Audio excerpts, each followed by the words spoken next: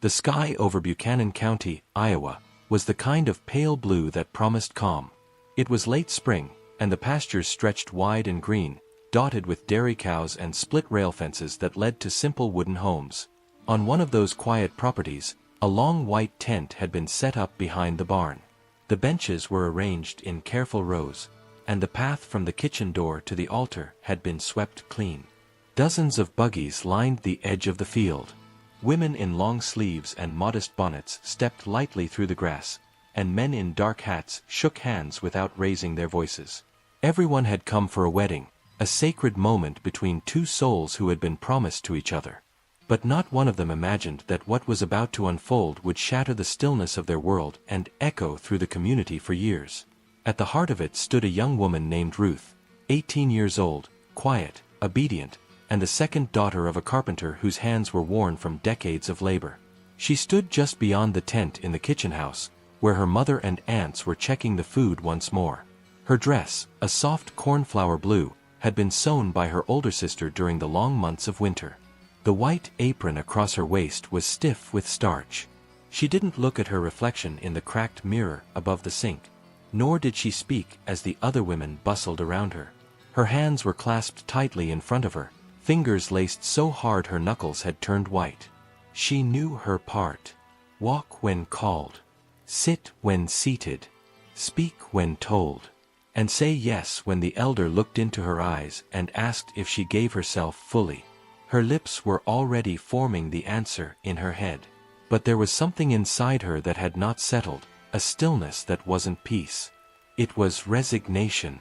The boy she was to marry, Simon Yoder, was not unkind. He had asked for her hand last autumn, with permission from both sets of parents, and the agreement was blessed by the deacon within a week. Ruth had not objected. She had not known how. Simon was tall, quiet, responsible. He worked at the sawmill with his father and showed up every Sunday for worship, never late. He didn't speak much, but when he did, it was always measured, respectful. In the eyes of the Ordnung, he was the perfect suitor. And so the months passed in quiet preparation, as they always did. Her mother cut fabric. Her father asked the elders to oversee. Her siblings collected wildflowers for the decorations. There had been no courtship in the way outsiders knew it. Just the slow, sure steps of tradition. It was the way things had always been done, and no one questioned it. Except Ruth, silently, and only in the depths of night, when she was sure no one could hear. She had once dreamed of teaching. Years ago, her teacher had told her she had a gift for drawing letters in chalk, of explaining things slowly and clearly. But when her father found the sketch of a schoolhouse hidden between the pages of a borrowed book, he had torn it in half and reminded her that obedience came before ambition. After that, she stopped asking. She folded herself neatly into the rhythms of farm life, kneading bread at sunrise, stitching at dusk, helping deliver calves in the spring. She did it all, and without complaint. But in her heart, a small light flickered. It wasn't rebellion. It was something quieter. The aching knowledge that she had not chosen her life, only accepted it. And now, that life was seconds from being sealed. The guests began to take their seats. The bishop had not yet arrived, but the presiding elder stood ready with his small worn Bible and a folded list of names. The sky was still clear. The wind barely moved the linen canopy above them. Ruth stood behind the curtain with her mother, the elder women nodding approvingly at how still and graceful she looked. She felt like her body had been replaced by something hollow, an empty vessel, moving only because it was told to. She heard Simon's name announced. She stepped forward slowly, and the people turned their heads to watch the bride begin her walk down the aisle. But just as she passed the first row of benches, the unmistakable sound of horses pierced the silence. Too fast, too harsh, too unexpected. The congregation turned. Down the dirt road came a single buggy, blacker than the others, driven by a man hunched forward with urgency in his movements. It was the bishop. He had not been expected so soon, and certainly not in this manner.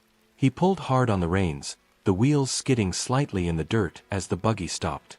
Without a word, he stepped down, adjusted his coat, and walked straight toward the tent. Ruth's heart stuttered. She stopped mid-step. Something in the way he moved unsettled her. Not the dignity of a holy man entering a sacred ceremony, but the determination of someone who came to halt it. The bishop entered without speaking to anyone. He did not shake hands or glance toward the guests. His eyes were fixed on Ruth, as if she were the only soul present. The elder stepped aside instinctively. The bishop raised his hand, and the silence fell like a blade. He opened a small folded paper from his coat and looked directly at Ruth. His voice was steady, but what he said drained the air from the tent. This union is not sanctioned. The wedding is cancelled. No one moved. No one spoke. Ruth could feel the pulse in her throat, but she couldn't speak either. Her mind blurred with confusion, shame, and disbelief. Cancelled? How? Why? There had been no warnings, no discussions. Nothing in the Ordnung stated this could happen without cause. But the bishop stood firm, his paper held like a decree from the heavens. The elders exchanged stunned glances. Ruth's father stepped forward, whispering something urgently, but the bishop did not respond. He turned, walked back through the grass, climbed into his buggy, and rode away as swiftly as he had come. And Ruth, standing alone beneath the white canopy, her hands still holding the bouquet she had picked hours ago, understood in that moment that her life would never again follow the path it had been forced into. The silence that followed wasn't reverent. It was fractured. And from that fracture, something irreversible had begun. The tension that remained under the wedding canopy did not break even after the bishop's buggy disappeared down the gravel road. It settled over the guests like a fog, thick, paralyzing, and impossible to speak through. Ruth had not moved from where she stood, still clutching the bouquet with trembling fingers, her mind caught in the space between shame and confusion. The elder who had been moments away from beginning the sacred rites now stood frozen beside the altar bench, unsure of whether to sit or speak. Ruth's father had approached her quietly, but she had not registered his words. Her ears were ringing, not from sound, but from the sudden collapse of everything she had been told to prepare for. This moment, her wedding, her vow, her life to come, had been erased in less than a minute, and no one around her had the courage to explain why. The guests began to disperse in hesitant waves. Some walked backward, eyes cast downward. Others whispered to one another with tight-lipped urgency, speculating but avoiding the family directly. Her mother stood near the cooking shed, arms stiff at her sides, her jaw locked. Her sisters began gathering the tablecloths and baskets of bread without being asked, their movements mechanical. No one had ever witnessed a wedding halted in such a manner. Not in this district, and certainly not by the bishop himself without warning or discussion. It wasn't just scandalous. It was unthinkable. And Ruth, at the center of it all, remained silent. By the time the yard had emptied, only the immediate family and a few close elders remained. Her father ushered them into the kitchen house, locking the door behind them. The questions began as soon as they were seated, but they were not aimed at Ruth. They were spoken around her, over her, through her, as if she were an object in the room rather than the person most affected. Had the bishop spoken to anyone prior? Had there been a mistake? A letter? A disobedience? Her mother insisted she had seen Ruth speaking to an English boy once during Rumspringa, but that had been months ago and never amounted to anything. The deacon who had approved the union claimed to know nothing. Her father, red with fury and humiliation, paced the floorboards until they creaked. Yet through it all, Ruth never spoke. Not because she was hiding anything, but because she had no idea what to say. She had done everything expected of her. She had obeyed. She had consented. And now she was being publicly rejected, shamed without explanation. That night, she lay on the straw mattress in the attic, fully clothed, her hands folded over her chest as if she were preparing for burial. She could hear the adults speaking below her in the dark, their voices low and rapid. Her name surfaced often, as did the bishop's. At one point, she heard her father say the word letters, followed by her mother's gasp. She sat up slowly, heart pounding. No one knew she still had the old notebooks, the ones she hadn't burned when ordered to. She had hidden them in the space behind the wall slats, folded and wrapped in cloth, containing nothing but thoughts, poems, questions about the world, about choice, about faith that wavered. She had never shown them to anyone, never spoken them aloud. But someone must have seen. Someone must have told. The next morning, she was summoned to the barn alone. Her father stood near the grain bins, arms crossed. He didn't shout. He didn't cry. He simply handed her a folded slip of paper, not handwritten, but typed, something foreign in their world. It bore the bishop's signature. The message was short. Due to written content discovered in her possession and distributed without consent, Ruth L. is no longer eligible for sacramental union within this district. Reinstatement pending full confession and external review. That was all. No details. No accusations. No mercy. Her father said nothing else as he walked past her and out into the morning sun. Ruth read the message 3 times. Her throat tightened with a new emotion she had not yet named. It was not sadness, nor even betrayal. It was clarity. For the first time in her life, the boundary between her obedience and her identity was visible. She had not broken any rule. She had not run away or disrespected her vows. All she had done was think, quietly, privately, honestly. And for that, she had been marked. Condemned not for rebellion, but for reflection. That week, the tent was taken down. The benches were returned to the church. The food was given to neighbors, and the wedding dresses were packed in cedar chests as if they had never existed. Ruth was not scolded or beaten. That would have been easier, more visible. Instead, she was erased. The girls stopped inviting her to quilting circles. The boys no longer made eye contact when they passed. She was still present at worship, still silent during prayer, but it was as if a glass wall had been built around her, and no one dared to knock. Simon, her almost husband, did not come to see her. He had not spoken since the bishop's intervention. Whether out of shame or complicity, she did not know. But his silence told her everything. She was not worth defending. On the 8th day after the cancelled wedding, the bishop sent word that Ruth would be permitted to meet with him, alone, for the possibility of reinstatement. It would require repentance, confession, and commitment to burn any further writings that questioned the ordinal. She would be watched. Her correspondence would be inspected. But, in time, she could be granted a new match, a new chance. She folded the letter and placed it under her pillow. That night, she did not sleep. She listened to the wind scrape the siding of the house and stared into the ceiling boards above her. In her chest, something shifted, not hard, not loud, but final. She could not return to who she was. She didn't yet know what she would become, but whatever it was, it could no longer be built on silence. At dawn, she rose, dressed, and walked to the edge of the property where the orchard met the woods. Her boots left faint impressions in the wet grass. The morning light stretched long across the fields. In her hand was a folded piece of paper, blank on one side, filled on the other. She knelt at the base of the old sycamore tree, where she had once hidden her drawings as a girl, and pressed the note into the hollow space. It did not ask for forgiveness. It did not beg to be seen. It simply existed, proof that her voice still lived. And when she returned to the house, she did not look back. By the 3rd week, the shame had ceased to feel sharp. It no longer cut her when she crossed the yard to hang the laundry, nor did it grip her chest when she sat at the back of the worship barn beside the widows and unbaptized children. It had calcified into something duller, something that throbbed beneath the surface without announcing itself. Ruth moved through the days as expected, milking at dawn, kneading dough with her mother in silence, scrubbing the wooden floors with knees that ached from hours bent. No one spoke of the wedding anymore, not directly, but the silence itself was its own language, a clear and constant reminder that she was other now, marked not by any visible sin, but by the community's collective unease with her presence. Her mother had stopped asking questions. Her father barely met her gaze.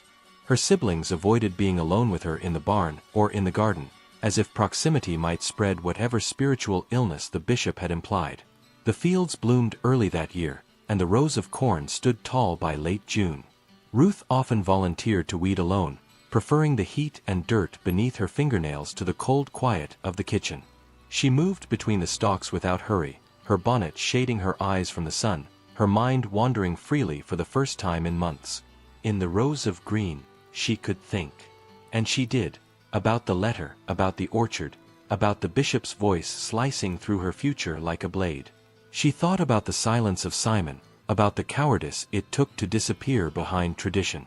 Most of all, she thought about the possibility, still too faint to name, that her place in this world had never been as fixed as she was told. It was during one of these long days in the field that she saw him again. Not Simon, the bishop's nephew. He had been present on the wedding day, seated near the back, barely noticeable. She had not seen him since. But there he was now, standing at the edge of the property, just past the cedar fence, watching the wind move through the corn. He was younger than she remembered, perhaps only a few years older than her, with the same broad shoulders and lean frame common among the barn workers. But there was something in his stillness that made her pause, not fear, but recognition. He did not wave or call her name. He simply nodded once and walked on. The next day, he was there again. And the next. For a while, she said nothing to anyone. She told herself it was coincidence. The bishop's family owned land that bordered theirs to the west. The boy, Caleb, she thought his name was likely tending to fences or clearing brush.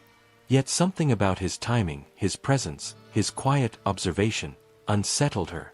Not because she feared him, but because in his gaze, she saw none of the judgment that now followed her in every room of her own home.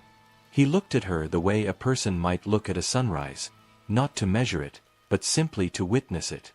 It made her chest tighten in ways she didn't understand. It wasn't until the 6th day that he finally spoke.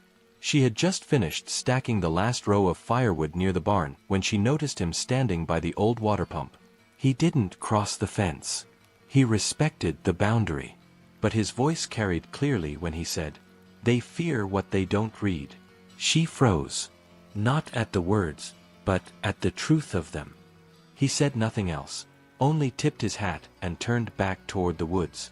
That night, Ruth lay awake with her hands folded across her stomach, staring into the rafters above. The line repeated itself in her mind, not as flirtation, but as permission. Someone had read her pages. Someone had understood. The following Sunday, she attended service as usual. The elders spoke of humility and obedience. The bishop was absent. Ruth sat in the back, head bowed, but her mind was elsewhere. She watched the dust float through the morning light and thought about how many stories remained trapped in this room, never told. Women who had loved in silence. Men who had doubted but dared not speak. Children who had questions beaten out of them. She realized then that her story wasn't extraordinary. It was just visible. When service ended, she didn't rush out like the others. She waited until the barn had mostly cleared, then stepped outside and walked toward the western fence. She didn't expect to see him, not really. But Caleb was there, leaning against a post, chewing on a blade of grass, as if he had always known she'd come. They didn't speak at first. They didn't need to. Their presence was enough. Ruth stood with her hands on the rough wood, looking out toward the fields that had caged and protected her all her life. He stayed silent until the wind picked up. Then, quietly, he asked, "Do you believe in silence because it's holy, or because it's safe?" She didn't answer. She didn't have to. He already knew. In the days that followed, their encounters became routine. Always brief. Always just at the edge. They never touched. Never crossed the line. But they exchanged words, thoughts, pieces of themselves that had long been hidden. Caleb had also been warned once, years ago, for asking too many questions. He had nearly been sent away but had kept his head low since. Yet something in Ruth's story had stirred something dormant in him. Not love.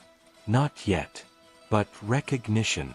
What neither of them knew, not then, was that the bishop had already heard whispers of these meetings. that a neighbor had seen Ruth lingering too close to the fence. That a second reckoning was being prepared, one that would not come with the calm of a cancelled wedding, but with the full force of judgment. And this time, the bishop would not ride alone.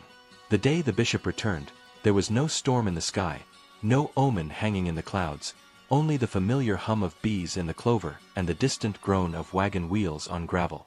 Ruth had been in the back pasture, collecting eggs from the coop, her apron already stained with yolk and feathers, when she saw the first buggy roll past the front gate.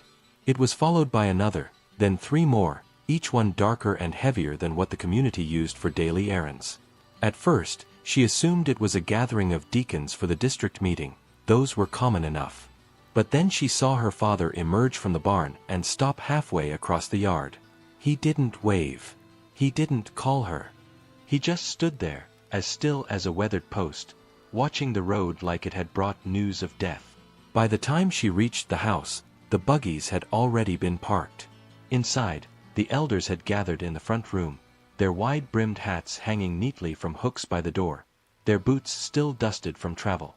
Her mother had prepared coffee in silence. Ruth wasn't told to come in, but she stood near the stairwell, just within earshot.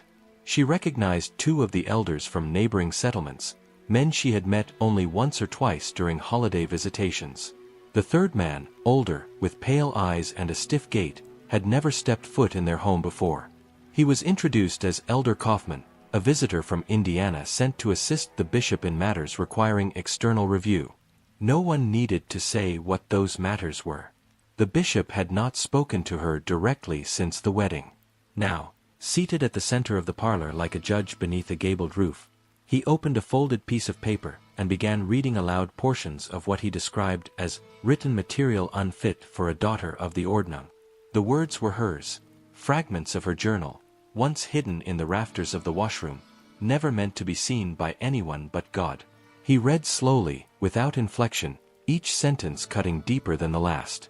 Her questions about destiny, her doubts about obedience, her wonderings about the lives of women beyond the fences of their farms. None of it was defiant, none of it blasphemous. And yet, under his tongue, each phrase became an accusation. She did not weep. She did not interrupt. She simply stood behind the wall like a shadow, listening to the dismantling of her inner world. When the reading ended, Elder Kaufman cleared his throat and asked whether she had shared these writings with the bishop's nephew. Ruth said nothing. She hadn't shown them to anyone. But the implication was already made, that Caleb's recent presence near her property, his observed proximity, had been more than innocent. The bishop went further. He claimed to have received word from a member of the church, unnamed, who had seen the 2 standing too close, speaking too freely, and now suspected an emotional entanglement that could threaten Caleb's future in the Ordnung. Ruth knew what they were doing. If they could tie her to another soul, especially a male of blood relation to the bishop, they could mark her not just as rebellious, but dangerous, infectious. The punishment proposed was not public. It was exile. She would not be shunned in the traditional sense. That required a formal trial and confession, both of which might stir unwanted sympathy from the younger members of the district. Instead, she would be quietly removed, sent to live with a cousin in Ohio, where she would work as a domestic and be given the chance to reflect without influence. It was exile in plain clothing, disguised as opportunity. She would disappear from Buchanan County not as a warning, but as a whisper. Her father agreed before she could speak. Her mother didn't raise her eyes. She was given 3 days. Those nights were the longest Ruth had ever lived. She walked the farm as if saying goodbye to a place she had never truly belonged. The clothesline where she'd hung linens as a girl. The barn loft where she used to sit during storms, imagining herself on ships at sea. The corner of the field where she once buried a dead robin, thinking its soul would find a better home in the sky. Each step away from these memories made her lighter and lonelier at once. The thought of Ohio didn't frighten her.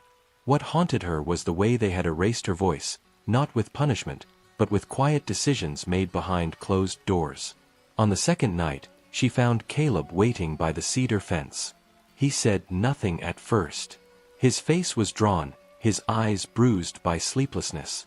He told her that he'd been called before the bishop too, that he was told to denounce her, to claim she had tempted him with worldly ideas, with emotion, with curiosity. He had refused. And now, he too would be watched. Perhaps sent away. Perhaps worse. But he had no regrets. He looked at her with the kind of steady sorrow that only comes from knowing you cannot protect what you love. She didn't say goodbye. There were no words large enough for that. At dawn on the third day, Ruth packed the few belongings she was allowed. 2 dresses, a prayer book, a worn shawl, and a folded letter sealed with wax. She did not ask what was inside. It was to be delivered by hand to her cousin's bishop. Likely a full account of her transgressions, dressed in holy language. She stepped into the wagon alone. Her father stood on the porch, arms crossed. Her mother held a kerchief in one hand but didn't raise it. The driver clicked his tongue, and the horse began to pull. As the wagon rolled past the edge of their land, Ruth didn't look back. Not because she didn't want to, but because looking back meant hoping they would call out. And they didn't. What lay ahead was uncertain. But in the space between departure and destination, something inside her began to solidify, a silent vow that wherever she went, her thoughts would no longer live in hiding. The road to Ohio was long and unspoken. The driver was an older man from the district, chosen for his loyalty rather than his kindness, and he didn't speak to Ruth unless necessary. They stopped only to rest the horse or eat bread and cheese in silence beneath the trees. The weather was mild, but the air around her felt tight and dry. She watched the hills shift into flatter land, the farms widen into endless fields, and the language of her old life fade 1 mile at a time.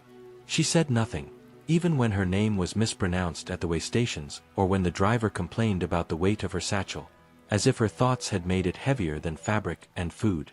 She had expected grief, even anger, but what came instead was a numb, steady clarity, as if every hour away from Buchanan County was peeling off a layer of skin that hadn't belonged to her in years. By the time they arrived at her cousin's farm near Holmesville, the sun had begun to lower behind a thick wall of trees, casting long shadows across the wooden house and pale fence posts. Her cousin, Mary, was 10 years older, married to a deacon, and already surrounded by 3 children and the quiet, rigid rhythm of a household that ran like a clock.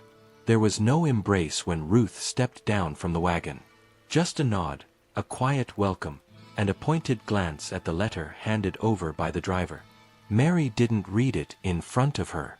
She folded it neatly and tucked it beneath the family Bible, as if it were a final judgment to be absorbed into the order of things. Ruth was given the upstairs room beside the pantry, with 1 small window and a single cot. The floorboards creaked, and the air smelled of yeast and old cedar. She unpacked her things without comment. No one asked about the wedding. No one mentioned the bishop. It was as though her name had arrived stripped of its past, like a guest known only by the weight of her sin. Her days followed a strict routine. Up before dawn. Bread by 5. Chores in silence. Prayers at 7. The deacon's wife was not cruel, but there was an efficiency in her movements that left no space for gentleness. Ruth cleaned floors, helped with laundry, canned peaches, and scrubbed pots until her knuckles split. The work was not unfamiliar. She had lived by labor all her life, but here it carried an edge. She wasn't a guest. She was an example. A body sent to be polished clean of whatever doubts had defiled it. Weeks passed, measured only by the changing crops and the slow drift of sunlight across her window. Ruth spoke little. She learned quickly what could be asked: how many jars to prepare, how long to boil the water, where to hang the linens. But no one asked her what she thought. No one asked her what she remembered. She carried it all quietly, like a second shawl over her shoulders. It wasn't until the 4th Sunday that something shifted. The bishop of the Holmesville district, a shorter man with a sharp voice and immaculate boots, invited her to speak with him after service. They sat on a wooden bench near the back of the church, where the walls were still damp from rain. He did not ask her what had happened. He told her what he had read, the letter from Buchanan, which stated plainly that Ruth L. had been found in possession of personal writings deemed spiritually inappropriate, had fraternized with an unmarried man, and had shown signs of ideological instability. The bishop watched her face as he read each phrase. When he finished, he folded the paper carefully and placed it in his coat pocket. "You may stay here until the end of the harvest," he said. "Then, your return will be considered." Return to what? Ruth didn't ask.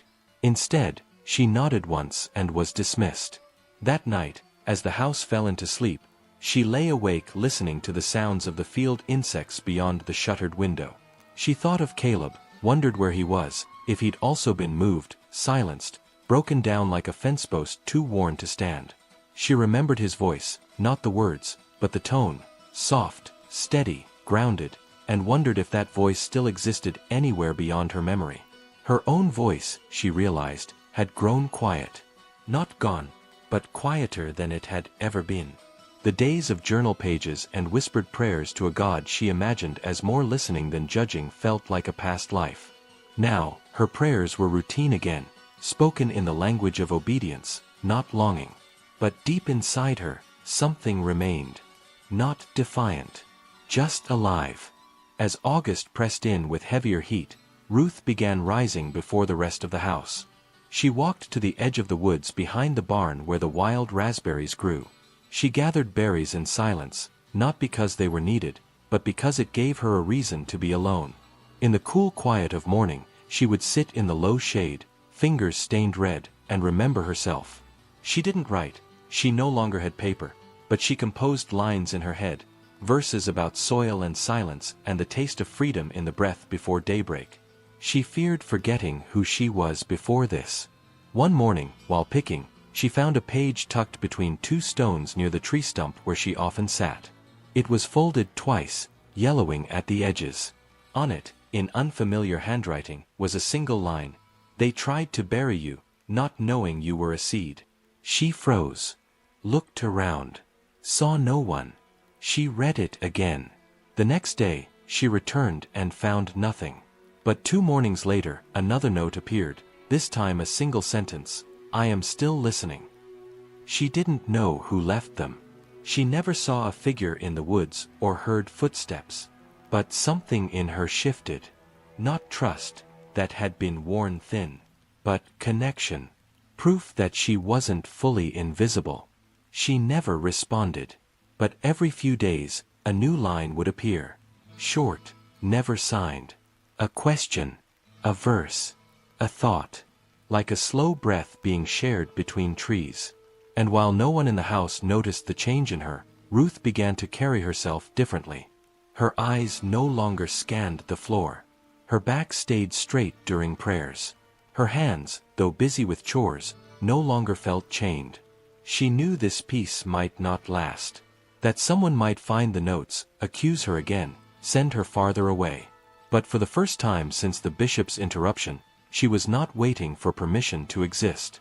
She had begun, quietly and carefully, to reclaim herself. The shift began with small acts of resistance so subtle they could barely be named. Ruth no longer tied her bonnet as tightly beneath her chin. When spoken to, she let silence stretch a second longer than politeness allowed before answering. She folded the laundry with care, but deliberately left one towel crooked in every stack. No one noticed, or if they did, they chose not to mention it. But to Ruth, these quiet rebellions were declarations, not of defiance, but of survival. The hidden notes continued to appear, though less frequently now, as if the writer sensed the risk had grown heavier with time. Each message, always unsigned, reached into her like a hand beneath cold water, and in the stillness of early dawn she would clutch them with fingertips raw from labor, rereading every word like a breath she had almost forgotten how to take. The house around her remained rigid. Her cousin Mary moved with the same rehearsed grace, always measuring each movement against the invisible yardstick of righteousness. The children watched Ruth with a curious stillness, never unkind, but cautious, as if they had been told she was once something dangerous, and were trying to see if it still lingered in her walk, in her eyes, in the way she stood too long under the trees when the canning was finished. When harvest season arrived, the days stretched into themselves. The sun came earlier and stayed longer, and every hand was needed to bring in the corn before the rain. Ruth worked without complaint, her back aching from the weight of baskets, her arms burning from the pull of husks. But she did not break. Each evening, after the table had been cleared and the children sent to bed, she sat alone on the porch steps, her dress damp with sweat and dust, eyes fixed on the dark line of the woods beyond the fence. She thought often of Buchanan County, not with longing, but with clarity. She remembered the sound of the cancelled wedding, the sudden silence, the way her father had looked at her without seeing her. Those memories no longer cut, they informed. They were the shape of the cage she had lived in, and from this distance she could finally see its bars. The letters stopped entirely by the middle of October. She checked every morning, her hands trembling as she reached behind the stone, but nothing came. At first, she told herself the writer must have moved, or grown afraid, or perhaps had never existed at all. Maybe she had invented the whole thing in her desperation for connection. But then came the wagon. It arrived in the afternoon, unannounced, its wheels cracking against the stones of the drive like a warning shot. Inside was a man Ruth recognized only from photographs, a second cousin from yet another district, with eyes that never rested and a mouth always half-curled in suspicion. He brought no greetings, no message from home, only an instruction: she was to return with him by week's end. Her time of reflection had concluded. Her reintegration would be decided by the elders in person. Mary said little, only that the kitchen would feel quieter without her, and that she should remember her place. The children hugged her without being told. The deacon handed her the same folded prayer book she had arrived with, wrapped now in a cloth that smelled faintly of smoke and lavender. She thanked no one. She packed her few belongings in silence and sat alone in the wagon as it pulled away from the farm, her eyes open but unfocused, as if watching a dream that refused to end. The journey back was colder, both in weather and in spirit. The driver didn't speak unless necessary, and when they stopped, he faced away from her as he ate. The air between them was not cruel, but distant, like two strangers sharing the same sentence in different cells. As the landscape rolled past, Ruth's thoughts turned to what waited. She knew the bishop would not welcome her with warmth, that the elders would speak in circles, demanding apologies without naming what she had done, that she would be expected to bow her head again, to confess to sins she had not committed, and accept whatever path they offered with gratitude. But what they didn't know, what none of them could know, was that she had changed in ways that no speech or silence could undo. She had tasted something they feared, the conviction of her own voice. When they arrived at the district hall, the air was brittle with frost. The trees were already bare, and the wind carved through the open barn like a blade. She was led inside without ceremony, where 5 men sat at a long table, their hats in front of them, their eyes scanning her with rehearsed severity. The bishop spoke first, reciting the details of her past, the wedding, the writings, the time in Ohio. He mentioned the rumors of her influence on others, the risk of uncontained questions, and the need to preserve the spiritual fabric of the community. Then came the offer, a path to return. It would require full submission. No further writings. No conversations unsupervised. A marriage would be arranged within the year, and she would be required to live under the roof of another family until the courtship was approved. Ruth listened without blinking. When they finished, they asked if she understood. She said yes. Not because she agreed, but because she knew what came next required no disagreement. She left the barn with her breath curling in front of her, the sky flat and gray. They had offered her a life stitched together from silence, and assumed she would take it gratefully. But as she stepped out into the wind, her hands still bare, she knew with a certainty deeper than any prayer she had ever spoken that she could not, and would not, return to a world where her thoughts had no place. She was no longer the girl who had stood trembling beneath the wedding canopy, waiting for a future that was never hers. Whatever came next would not be given to her. It would be made. Ruth was placed not in her parents' home, but in the house of the Weavers, a childless couple from the eastern edge of the district known for their rigidity and loyalty to the ordinam. The decision was made without her consent, her belongings were moved before she arrived, and her new room was a small annex near the woodpile, with a thin door that didn't fully close and a mattress that dipped inward.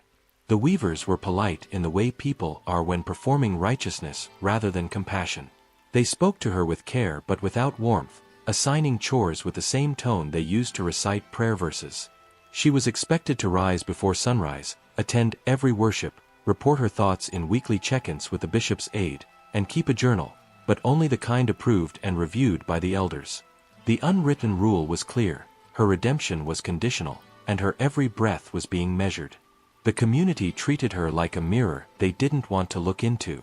Some women gave her a nod when she passed. A few younger girls looked at her with something like awe, but their mothers quickly pulled them away. The boys no longer spoke of her, not even in whispers.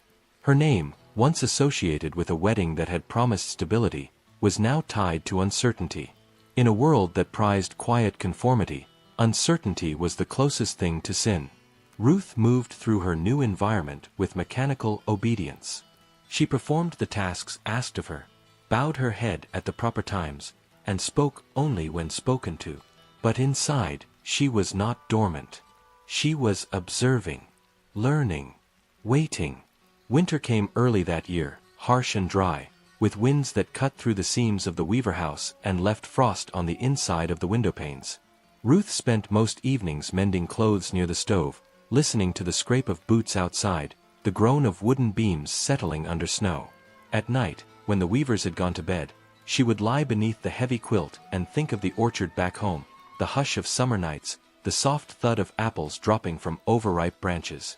She would remember the sound of Caleb's voice, the shape of the wild raspberries near the woods, the texture of the notes she had once found behind the stone. These memories did not soothe her. They sharpened her.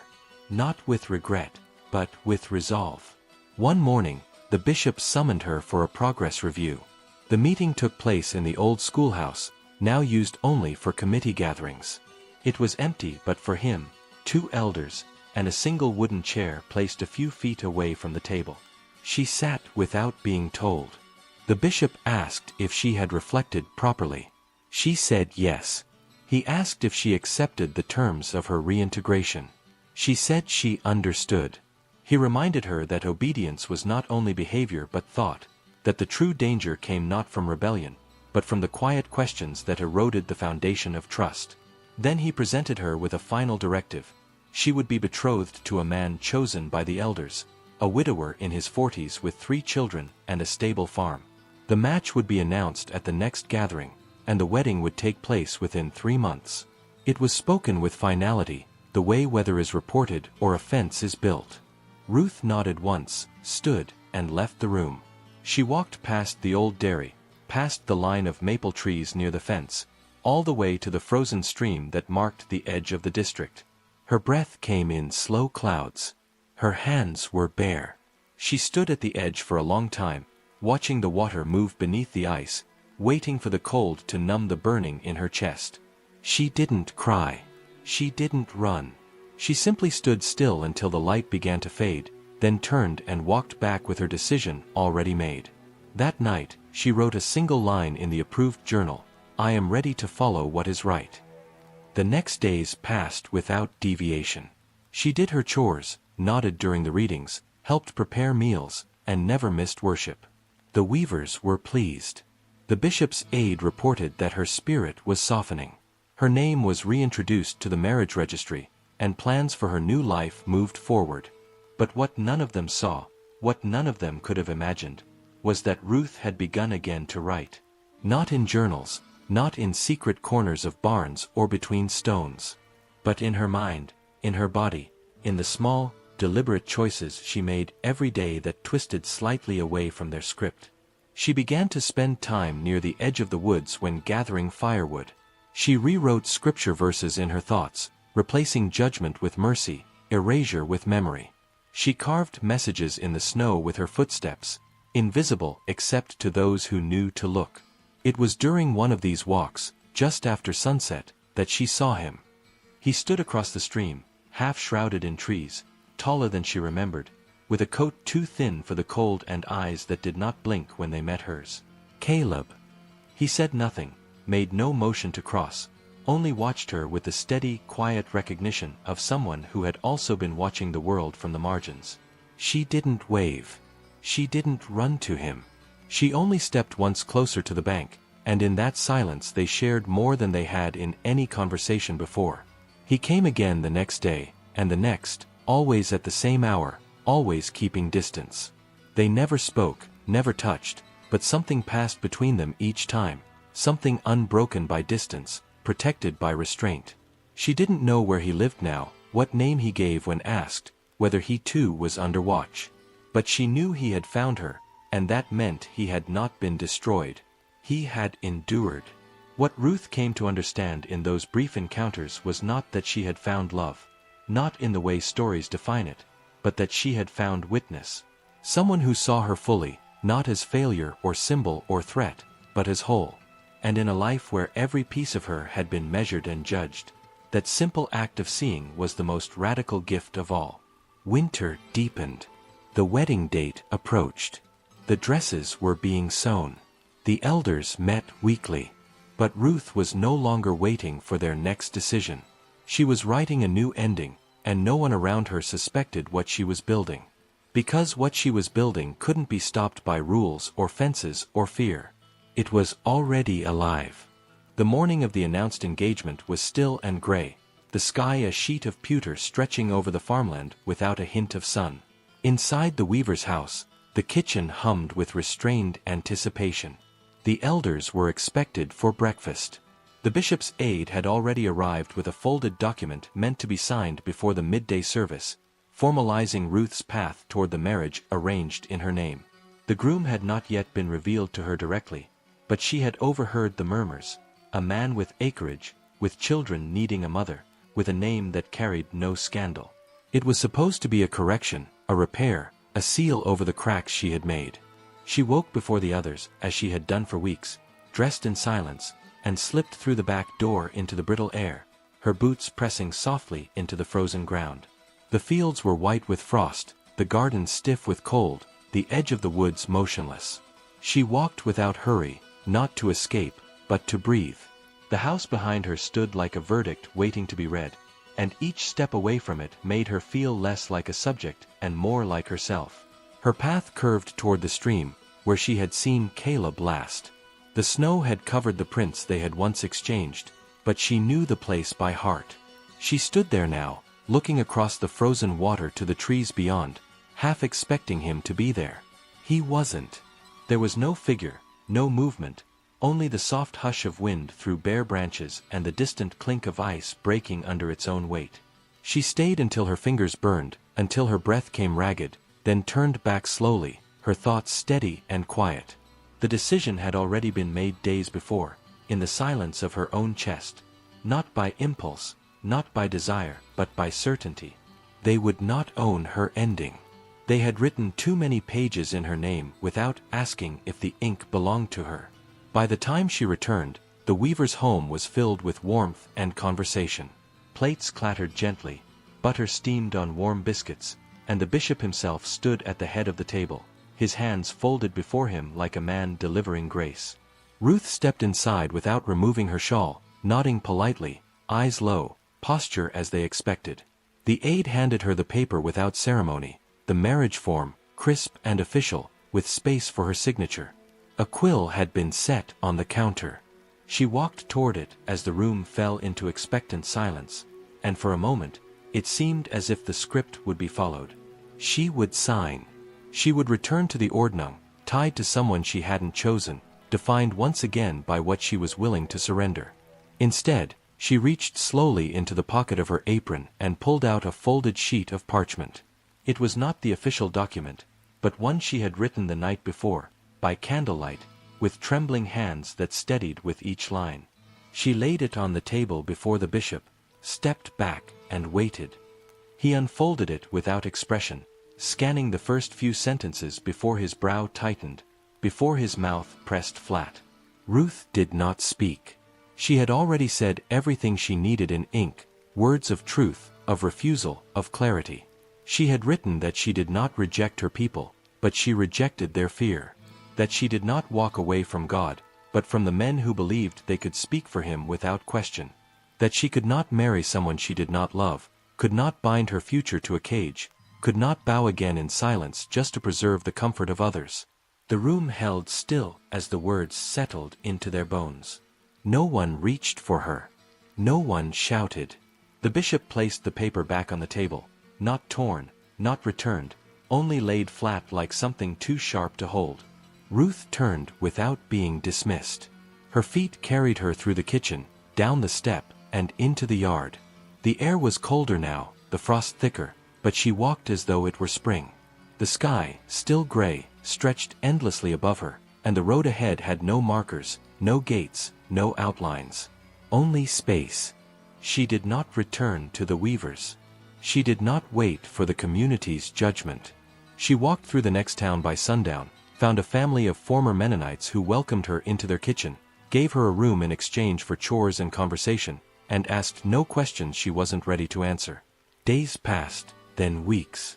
Her hands worked the same as always, cleaning, folding, baking, but now the work belonged to her. Her evenings were spent writing, not for approval, not in secret, but for herself. She filled pages with memory, with observation, with stories that had no place in the Ordnung. Some were painful, others quiet.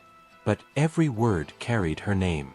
News of her departure reached Buchanan slowly. The elders told the community she had lost her way, that her spirit was restless. But among the younger girls, whispers began to move. That she had walked out without permission. That she had written something the bishop had read and then never spoken of again. That perhaps the Ordnung was not a wall, but a door, and some among them were beginning to see the hinges. Caleb found her again the following spring. He arrived not with flowers, not with promises, but with a satchel of letters, his own writings, never sent, never burned, carried with him through each relocation. He sat beside her beneath the sycamore trees behind the Mennonite farm, and together they read in silence. They were not seeking resolution.